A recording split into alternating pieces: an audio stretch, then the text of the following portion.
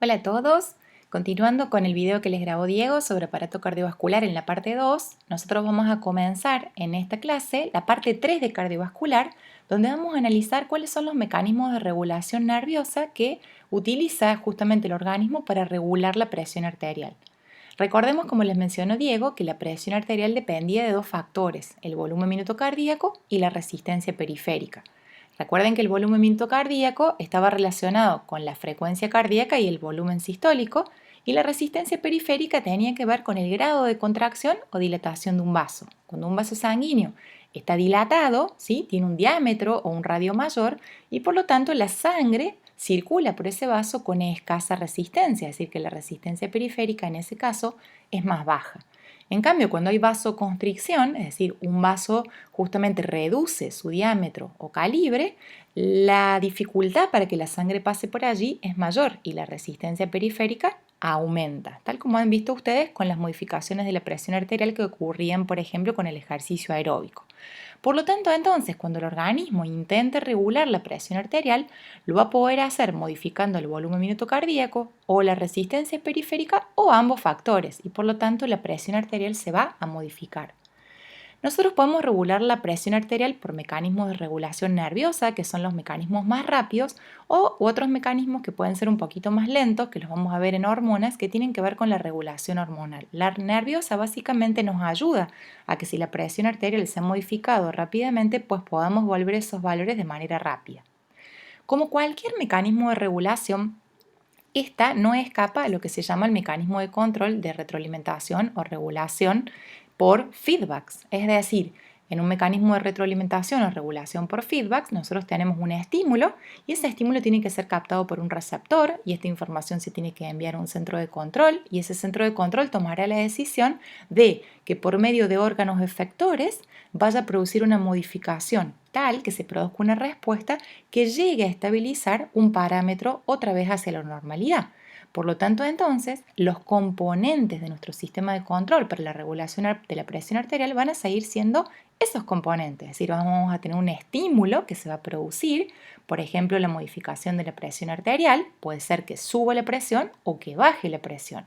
¿Quién va a captar esas modificaciones? Como les dijo Diego, los varoreceptores o también llamados presorreceptores que estaban a nivel del callado aórtico y en los vasos carotídeos. Entonces, cuando se modifique la presión arterial, esos receptores van a estar captando esas modificaciones, aumento o disminución, y van a enviar hacia el centro de control por vías aferentes nerviosas desde esos varoreceptores la información a ese centro de control que, como también les mencionó Diego, es el bulbo, ¿sí? Entonces el bulbo también, acuérdense que era el centro de regulación del corazón. ¿Qué ocurre? Cuando el bulbo recibe la información de estos varoreceptores, que obviamente envían fibras nerviosas hacia ese bulbo, el bulbo tendrá que tomar la decisión sobre qué respuesta va a producir, que va a estar en función de qué modificación se haya producido, si es un aumento de la presión arterial o una disminución de la presión arterial. Por lo tanto, el bulbo puede enviar información hacia distintos controles efectores, ¿sí? O sea, hacia distintos efectores que van a controlar esa presión. Es decir, que a través de vías eferentes o fibras nerviosas del sistema nervioso simpático y parasimpático puedo regular los efectores. ¿Cuáles van a ser los efectores? Y tienen que ser los efectores que estén de acuerdo a lo que vimos aquí arriba en la presión arterial. Tenía que ver con el volumen minuto cardíaco. ¿Cómo voy a controlar el volumen minuto cardíaco? A través de llegar al corazón.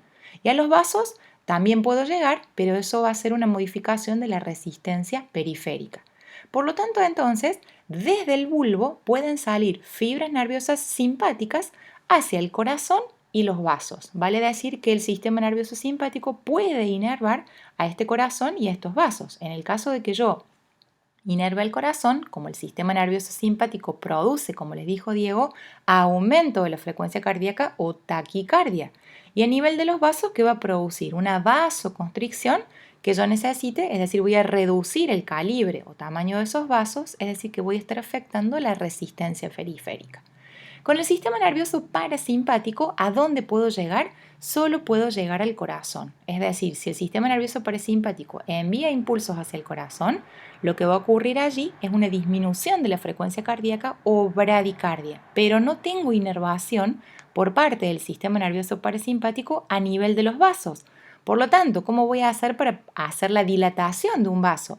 Simplemente, como las fibras que llegan a los vasos son las fibras del sistema nervioso simpático, lo que va a hacer ese centro de control, el bulbo, es disminuir la frecuencia de descarga del sistema nervioso simpático sobre los vasos para que se pueda llegar a producir la vasodilatación. Es decir, que el parasimpático y el simpático son los que van a tener acción sobre el corazón y solamente sobre los vasos va a tener acción el sistema nervioso simpático. Por tanto, entonces, ¿cuáles van a ser mis órganos efectores? Estos dos, corazón y vasos, porque con el corazón modifico el volumen minuto cardíaco al modificar la frecuencia cardíaca y a nivel de los vasos modifico la resistencia periférica. Por lo tanto, la respuesta, ¿cuál va a ser? Una nueva modificación de la presión arterial. Si aquí el estímulo fue que la presión aumentó, pues la respuesta va a ser que la presión baje. Al revés, si el estímulo fue que la presión bajó, pues la respuesta va a ser que la presión aumente. Así funcionan los mecanismos de retroalimentación o sistemas de feedback de retroalimentación negativa, es decir, se produce una respuesta distinta al estímulo inicial. Veamos entonces cómo se regula esa presión arterial a través de esta vía de regulación nerviosa. Recuérdense entonces que nosotros tenemos un nivel de presión, una homeostasis de la presión arterial en un rango normal, como les había explicado Diego. Vamos a poner un ejemplo, 120, por ejemplo, 70, ¿sí? O 120, 80. Esa va a ser mi homeostasis. ¿Qué puede pasar con esa presión? Dijimos, se puede modificar, puede haber un desequilibrio, o que suba la presión, o al revés, o que baje. ¿Qué pasa si llega a aumentar la presión arterial? Es decir, que el estímulo es que aumente la presión arterial. Que dijimos que va a haber receptores, los varoreceptores que estaban presentes juntamente en el callado aórtico o en los vasos carotídeos, que van a enviar por vía aferente información al centro de control que es el bulbo. ¿Qué va a hacer ese bulbo? Que acaba de captar que la presión arterial está alta. Recordemos entonces, si la presión está alta, ¿yo qué quiero hacer? Yo quiero disminuirla. ¿Cómo puedo disminuir la presión arterial? Pues tengo que afectar el corazón y los vasos. Entonces, ¿qué va a hacer el bulbo? Pues entonces va a enviar información hacia el corazón a través del sistema nervioso parasimpático, es decir, al órgano efector corazón, y al aumentar la descarga parasimpática, ¿qué va a producir en el corazón? Una disminución de la frecuencia cardíaca o bradicardia y por lo tanto una disminución del volumen minuto cardíaco. ¿Qué va a pasar a nivel de los vasos? Porque presión arterial era volumen minuto cardíaco, acá ya afecta el primer factor, y me falta los vasos, la resistencia periférica. Entonces, ¿qué va a hacer el bulbo? Lo que va a hacer en este caso, acuérdense que no hay inervación del parasimpático en los vasos, entonces, ¿qué hace el bulbo? Disminuye el número de estímulos o disminuye la frecuencia de descarga sobre los vasos sanguíneos del sistema nervioso simpático y como consecuencia de eso se produce vasodilatación. ¿Y qué pasa cuando hay vasodilatación? Hay disminución de la resistencia periférica. Por lo tanto, ante ese estímulo que fue el aumento de la presión arterial, pues la respuesta ahora va a ser una disminución de la presión arterial. ¿Por qué? Porque pude bajar el volumen minuto cardíaco a través de la disminución de la frecuencia cardíaca y pude disminuir la resistencia periférica a través de la dilatación de los vasos.